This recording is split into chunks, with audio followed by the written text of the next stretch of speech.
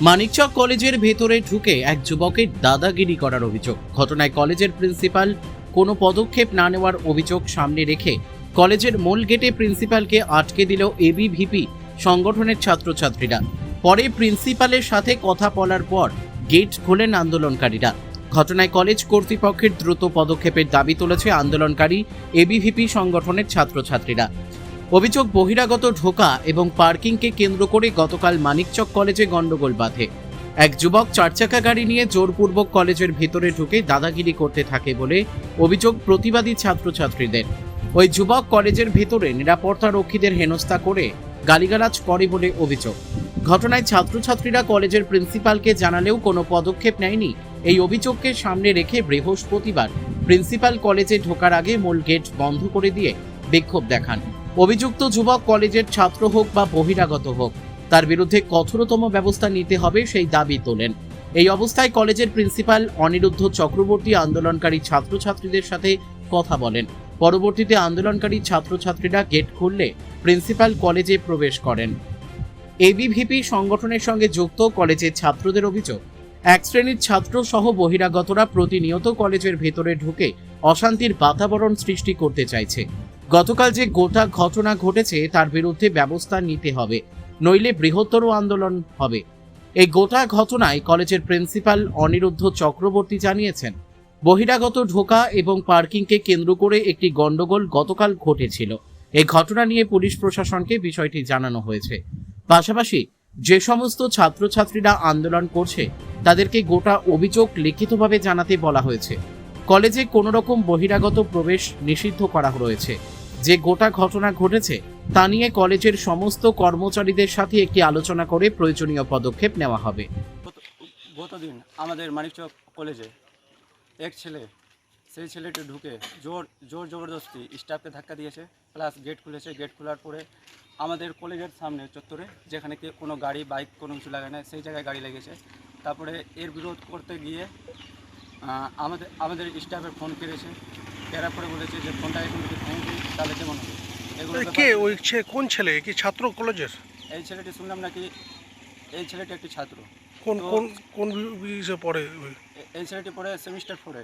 আচ্ছা, কি হয়েছিল ঘটনা, কি কারণে উদ্ধত হলো এবং সিকিউরিটির উপর? কারণটি হলো ছেলেটি জোর জবরদস্তি ঢুকবে কলেজে, প্লাস নিজের আইডি কার্ড দেখাবে না। এগুলো ব্যাপারে আমাদের প্রিন্সিপাল স্যারকে জানানো হয়েছিল, তবু আমাদের প্রিন্সিপাল স্যার বলছে এগুলো বিষয়কে ইগনোর করতে। আর এখন আমরা গেট অবরোধ করেছিলাম, তাহলে প্রিন্সিপাল স্যার আমাদেরকে বিভিন্ন আচ্ছা, প্রিন্সিপাল স্যারকে তো আপনারা গেটে আটকে দিয়েছিলেন, কি এই সমস্ত অভিযোগকে কেন্দ্র করে? হ্যাঁ। কি বললেন উনি বললেন যে আমাদেরকে লিখিত জমা দিতে, সেটা আজ আমরা লিখিত জমা দেবো। তারপর দেখি। জানিয়েছিলেন এই যে একজন ছাত্র এই ধরনের ঘটনা ঘটিয়েছে? এই ঘটনাগুলো কালকে সবার সামনে হয়েছিল, সঙ্গে আমাদের প্রিন্সিপাল স্যারও ছিল। প্রিন্সিপাল স্যার বলছে যে এগুলো স্টাফের কাজ, এগুলো ছেড়ে দিতে। শুধু কি সিকিউরিটির সাথে গন্ডগোল হয়েছিল? শুধু সিকিউরিটির সাথে হয়েছিল, আর প্লাস আমাদের ছেলেগুলো কিছুজন বিরোধ করতে গেছিলো, তাদেরকে প্রাণে মারার হুমকি দিয়েছিল। আচ্ছা, কোন ছেলে, কোথাকার ছেলে, কিছু জানা আছে? এই ছেলেটার ব্যাপারে শুনলাম নাকি মানিকচক পেট্রোল পাম্পের মালিক আছে। আচ্ছা, তার ছেলে হলো।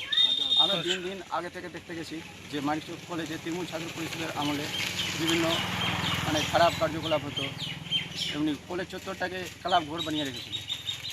প্রিন্সিপাল স্যার কি বললো, ব্যবস্থা নিবে? প্রিন্সিপাল স্যার বললো যে ব্যবস্থা নিবে লেখা দেওয়ার পরে, লিখিত দেওয়ার পর। হ্যাঁ, লিখিত দেওয়ার পরে আজকে আমরা ডেপুটেশনটা দিব।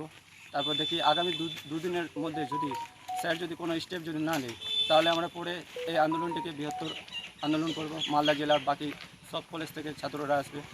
আজকে কি এবিভিপির পক্ষ থেকে করা হলো? হ্যাঁ, আজকে এবিভিপির পক্ষ থেকে করা হলো আমাদের আন্দোলনটি। আপনার নাম এবং কী দায়িত্বে রয়েছেন? আমার নাম হলো বিশাল প্রসাদ এবং আমি এই কলেজের ছাত্র। এবিভিপির কিছু দায়িত্বে আছেন? এবিভিপির এমনি সাধারণ একটা দায়িত্ব। ওরা সবাই ছাত্র।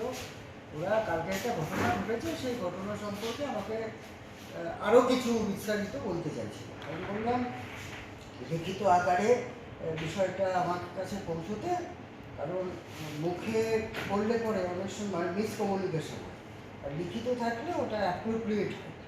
ওই জন্য বললাম একটা লিখিত আকারের দিকে আমরা ব্যবস্থা গ্রহণ করবো।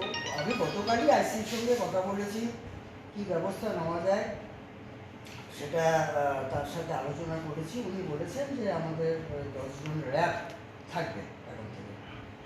বিষয়টা কালকে এই বহিরাগত দোকানিয়ে এবং পার্কিং দিয়ে আমাদের যে এজেন্সি মারফত যে গার্ডরা আছে এই গার্ডরা কিন্তু আমাদের কর্মচারী না, কলেজের স্টাফ নয় এরা। আমরা সরকারের নির্দেশে এদেরকে আমরা এজেন্সি থেকে নিয়েছি, মানে সরকারই বলেছে। তো তার সঙ্গে একটা সমস্যা ক্রিয়েট হয়েছে। এখন পদ্ধতিটা হবে এরকম যে গার্ড আমাকে একটা লিখিত জানাবে, আমি আবার সেটাকে নিয়ে থানাতে একটা জিডি হোক এফআইআর হোক যেটা সিস্টেম থানার সাথে কথা বলে সেটা করব। এটাই কালকে আমাদের আলোচনা হয়েছিল। বাড়তি পদক্ষেপ মানে আমাদের আজকে বলে না, এটা দীর্ঘদিন থেকে বহিরাগত অনুপ্রবেশে আমরা নিষেধাজ্ঞা জারি করেছি। আমি প্রথম এই কলেজে আজ থেকে প্রায় 6-7 বছর আগে আইডেন্টি কার্ড ছাড়া কলেজে ঢুকবে না এই ফতোয়া দিয়েছিলাম। এটা তো অনেক অশান্তি হয়েছিল, অনেক চাপ, অনেক কিছু উপেক্ষা মানে সহ্য করতে হয়েছিল, কিন্তু তাও আমরা ওটাতে কিন্তু রিজিড ছিলাম যে আইডেন্টিটি কার্ড ছাড়া কলেজে কেউ ঢুকবে না। এবং আমরাই একমাত্র কলেজ মালদা জেলা যেদিন ছাত্র আমাদের এখানে ভর্তি হয়, এখন তো এটা ভর্তি বলবো না, যখন অনলাইনে সেন্ট্রালাইজ ভর্তি হচ্ছে তখন ভেরিফিকেশান যেদিন হয় সেই দিনই আমরা প্রত্যেক ছাত্র ছাত্রীকে আইডেন্টি কার্ড প্রোভাইড করি। এটা কিন্তু অন্য কোনো কলেজ দিতে পারে না, মালদা একমাত্র কলেজ। আমরাই সেই দিনে দিনে ভেরিফিকেশানের দিন আইডেন্টিটি কার্ড দিই। আমি স্টাফদের সাথে বসতে হবে, একটা অল স্টাফ মিটিং করবো আমরা, প্রয়োজনে স্টাফ ছাত্র মিলে মিটিং করতে হবে। মালদা থেকে পরিতোষ সরকারের রিপোর্ট, কুলিক নিউজ।